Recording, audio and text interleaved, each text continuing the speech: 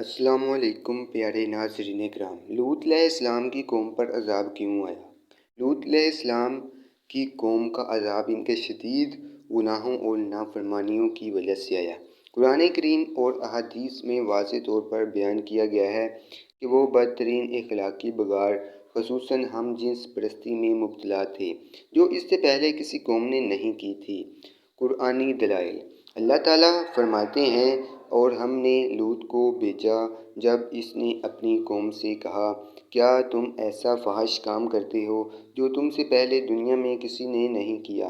یقیناً تم عورتوں کو چھوڑ کر مردوں کے پاس شہوت سے آتے ہو، بلکہ تم حد سے گزرنے والے ہو۔ عذاب کی وجوہات: ہم جنس پرستی: وہ فطری اور شرعی اصولوں کے برخلاف غیر فطری فعل میں مبتلا تھے۔ سرکشی اور نافرمانی: حضرت لوط علیہ السلام کی بار بار نصیحت کے باوجود وہ اپنی برائیوں سے باز نہ آئے۔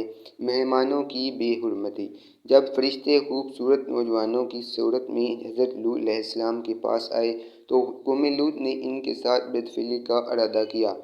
دیگر بدعمالیاں: ان کی زندگی میں دیگر برائیاں بھی عام تھیں، جیسے چوری، راہ زنی اور ظلم و زیادتی۔